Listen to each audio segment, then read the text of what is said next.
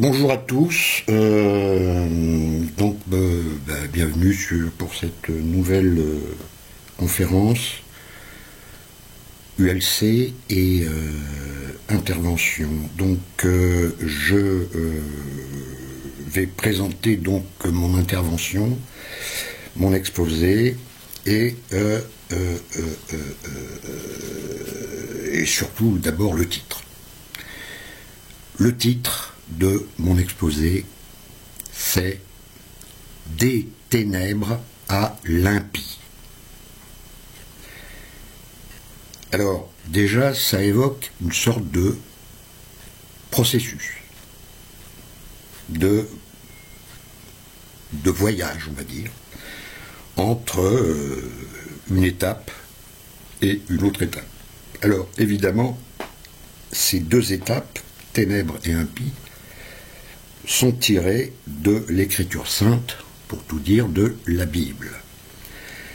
Les ténèbres, c'est le mot premier qu'on va trouver, je vais lire tout de suite, c'est un des premiers mots que l'on trouve dans Genèse, c'est-à-dire le premier livre, au premier chapitre et premier verset. C'est-à-dire qu'on est vraiment au tout début. Et impie, c'est un terme qui va être utilisé notamment par saint Paul dans ses épîtres, et notamment l'épître aux Thessaloniciens. Donc on est à l'autre bout, je dirais, de la Bible. C'est-à-dire que ténèbres, alors qu'on retrouve évidemment, un terme qu'on va retrouver dans toute la Bible. Okay. Et ces deux termes, donc, ténèbres et impie, en appellent un autre, qui est iniquité.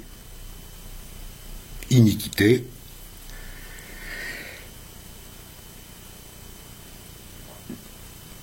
on voit tout de suite de quoi il s'agit. Iniquité, c'est qu'il n'y a pas d'équité.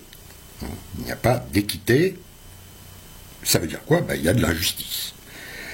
Alors vous avez bien compris que mon intervention, le thème central de mon intervention, c'est ce qu'on appelle le mal. Le mal. Alors qu'est-ce que c'est que le mal?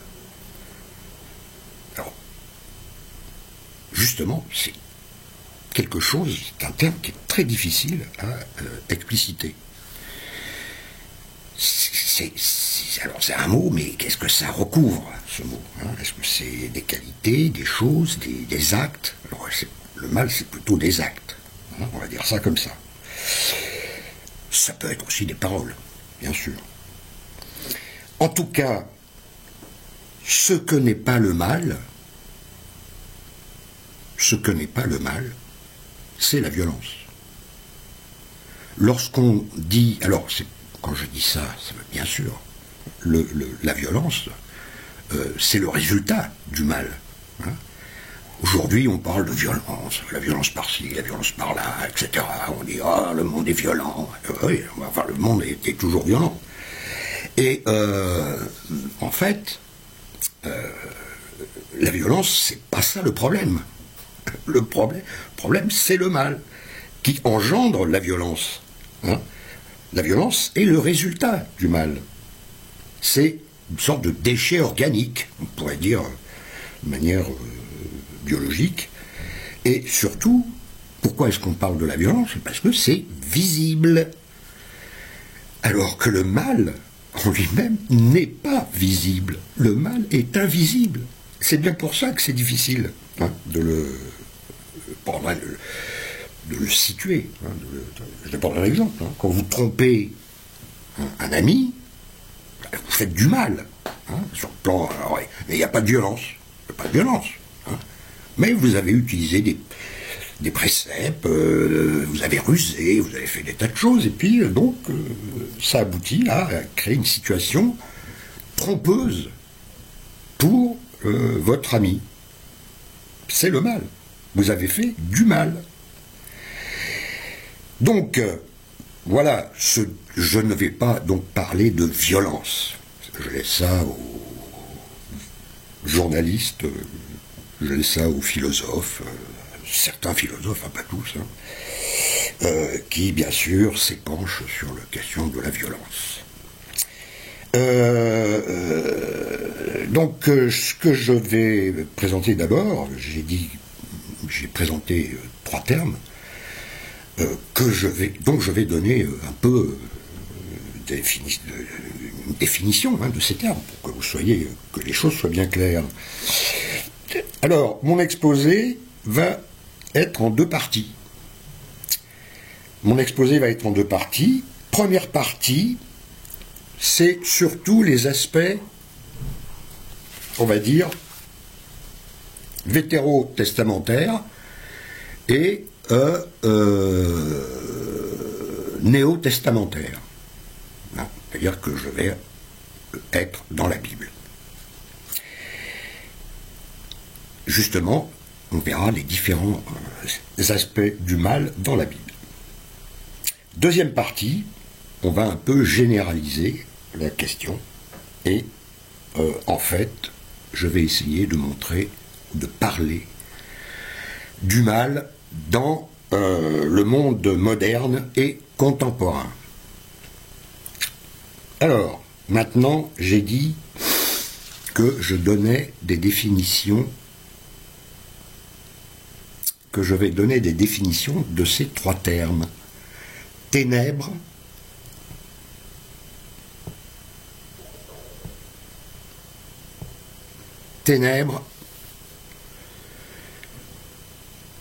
impie, iniquité. Alors, ténèbres. Qu'est-ce qu'on pourrait mettre comme synonyme à ténèbres? Bon, déjà, ténèbres, c'est un peu sombre. Déjà, la première chose, 2 mots qui viennent à l'esprit, qu'il faut avoir à l'esprit quand on parle des ténèbres, c'est le néant et la mort. Ça, c'est extrêmement important. Dès que vous entendez le mot ténèbres, il y a néant et mort. On ne va pas faire plus terrible. C'est aussi, les ténèbres, c'est aussi la demeure de Satan. Satan qui est la personnification des ténèbres. Et c'est aussi synonyme de péché.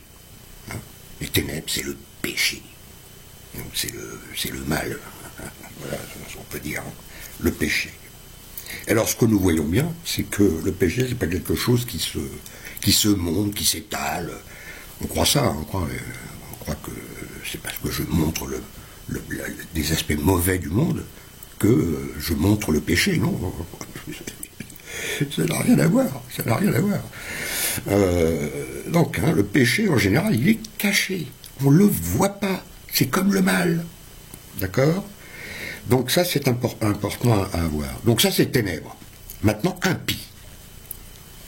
Impie, c'est un incroyant. L'impie, c'est celui qui va critiquer la religion. C'est un irréligieux. Incroyant, irreligieux. C'est un athée. C'est un sacrilège. Donc ça, c'est l'impie.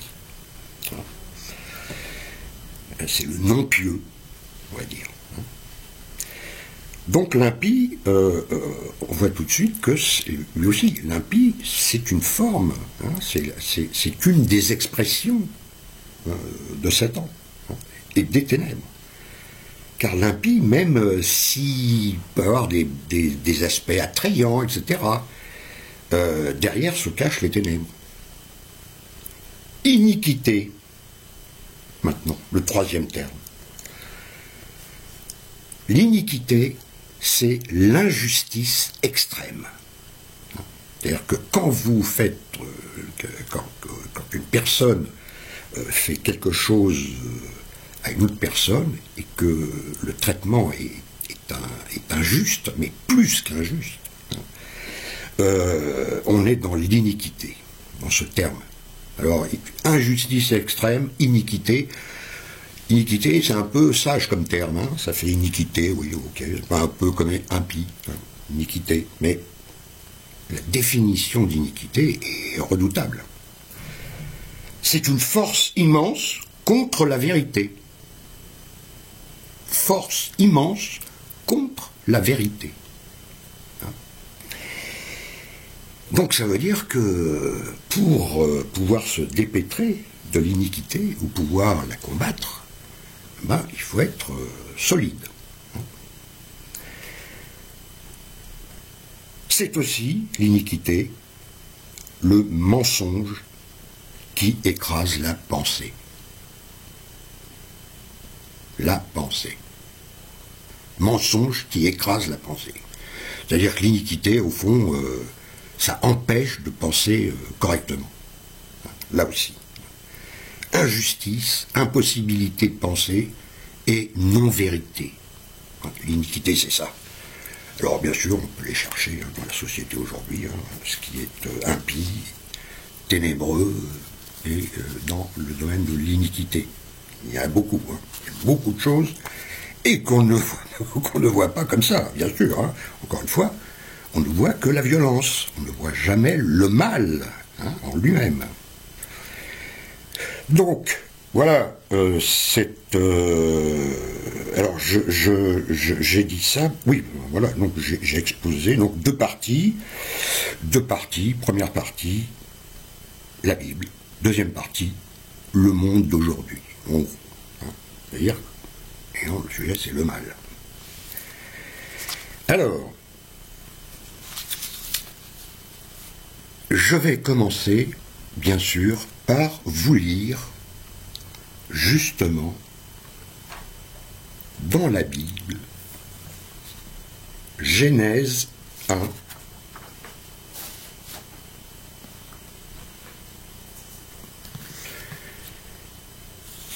Genèse, le premier livre de ce qu'on appelle le Pentateuque. Il y a Penta, ça veut dire 5 livres, qui correspondent à la Torah juive. Et donc, le premier livre, c'est Genèse. La Genèse. Alors, il y a plusieurs chapitres. Il y a Genèse 1, Genèse 2, etc. Et moi, je vais parler de Genèse 1. Donc, Genèse, premier livre, premier chapitre. Premier livre, premier chapitre de la Bible. C'est là que ça commence. Vous ouvrez une Bible, la première page, vous tombez sur Genèse 1. Il y a les 2 premiers versets de ce premier chapitre. Quasiment tout est dit sur ce qui va suivre dans la Bible, en fait. Si on est capable de bien construire, de voir, de prendre les termes, les analyser, etc. Donc je lis. Premier verset. Commencement de la création par Dieu du ciel et de la terre. La terre était déserte et vide, et la ténèbre à la surface de l'abîme. Point. Le souffle de Dieu planait à la surface des eaux. Petit point de détail, les traducteurs de la Tob ont choisi de dire d'écrire le souffle de Dieu, mais bon, en note de bas de page, il est indiqué que les Hébreux, eux, ils n'étaient pas, comment dire, ils aimaient bien que ça montrait les choses, avec force, etc. C'est-à-dire que si je note, si je regarde la note, le souffle de Dieu, traduction, en hébreu, c'est le vent violent. Car les Hébreux, à un moment, ils parlent, pour eux, le souffle, le souffle de Dieu, c'est l'Esprit Saint. L'Esprit Saint, c'est un vent violent. Donc ça déménage, comme on dit. Donc, ça, juste pour montrer ces petites choses, c'est des détails. Mais ce qui est intéressant, justement, dans dans la Bible et dans l'Ancien Testament, c'est cette capacité qu'ont les Hébreux à décrire des situations de manière extrêmement concrète, qui exprime des choses. Hein. C'est pas simplement on exprime des idées, j'exprime concrètement des choses qui se passent sur mon corps, dans mon corps, de mes sentiments, etc. Ça, c'est le point que je trouve intéressant hein, par rapport à d'autres types d'écriture plus gentilles, etc., plus intellectualisées, on va dire. Donc voilà. Alors, 2 versets, et j'ai dit, il y a tout dedans. La création, on est dans la création, de quoi pas évident. Hein. Quand on parle de la création du monde, on dit, on pense à tout, hein, la terre, la lune, les étoiles. Alors, Dieu parle des étoiles, mais là, ce qu'on voit, c'est que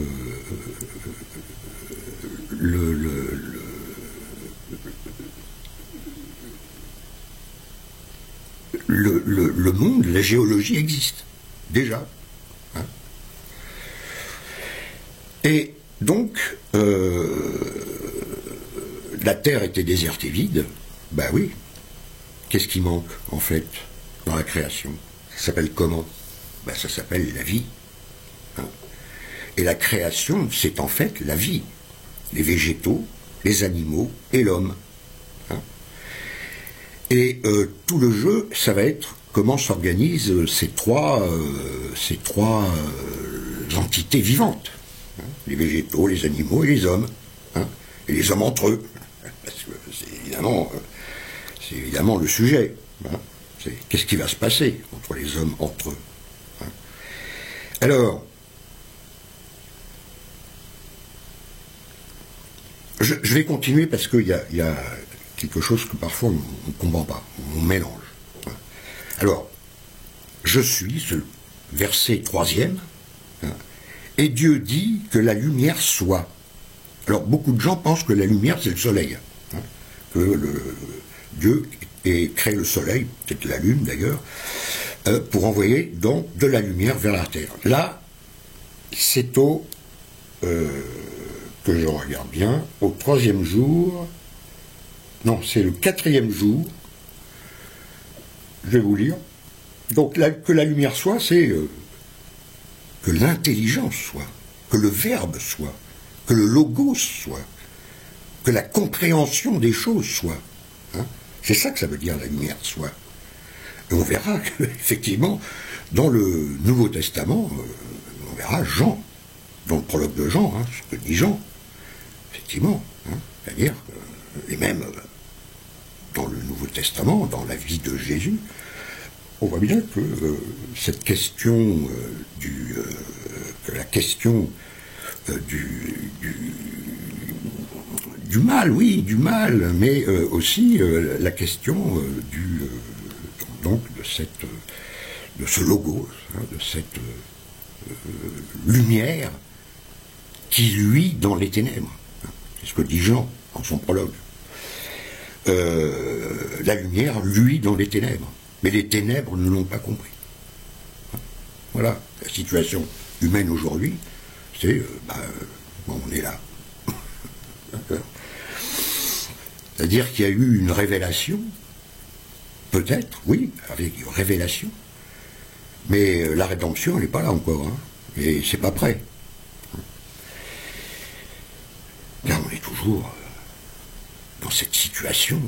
On verra ce que dit Pascal d'ailleurs à propos de Jésus et de la croix. Donc, je suis donc toujours dans Genèse, hein, les premiers versets de Genèse, hein, donc que la lumière soit, etc. Bon, j'ai dit c'est l'intelligence, on va dire ça comme ça. C'est la compréhension, c'est la vérité, on va dire ça. Hein, on va utiliser le mot.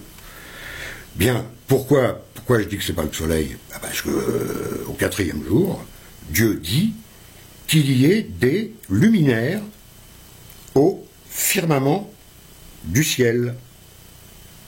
Des luminaires.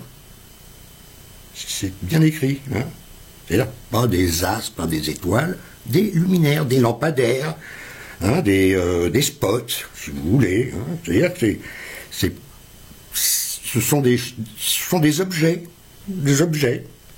tout simples, pour séparer le jour et de la nuit, qu'ils servent de signe tant pour les fêtes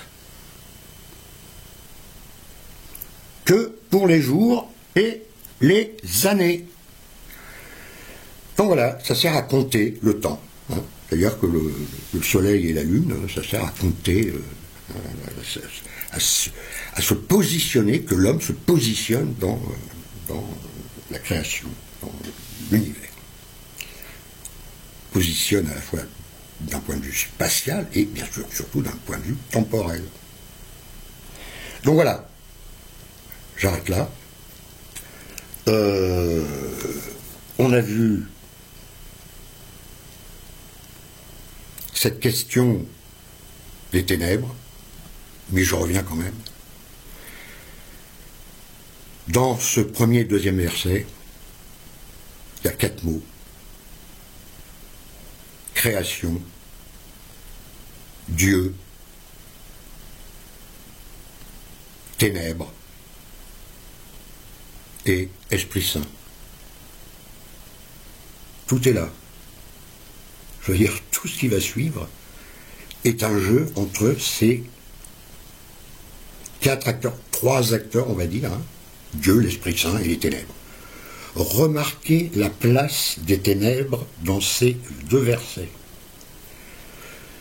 Encore une fois, les Hébreux, ils n'ont pas écrit ça de manière, je dirais, simpliste, comme ça venait, on va dire. Et que c'est bien sûr extrêmement bien construit. Je veux dire que ça signifie. Construit, c'est pas le terme, c'est signifiant. Vous voyez que Dieu, ou plutôt que la ténèbre, là il y a écrit la ténèbre, les ténèbres, pas de problème, je vais dire les ténèbres sont positionnées entre Dieu et l'Esprit Saint. Ça montre que ces notions de ténèbres sont bien dans la tête des premiers auteurs de la Bible, de l'Ancien Testament. Quand vous positionnez un élément dans une liste, etc., entre 2 éléments qui sont forts, hein, Dieu, l'Esprit Saint, hein, c'est Dieu, Dieu. Ben, ça veut dire que l'élément qui est au milieu, les ténèbres, c'est quoi? C'est les ténèbres. Les gens, et les gens se disent, mais attendez, les ténèbres, c'est vachement important, c'est placé, c'est pas par hasard que c'est là, que c'est au milieu. Je vous rappelle, tout simplement, pour ceux qui ne sont pas des mécréants, quand vous faites le signe de la croix, vous dites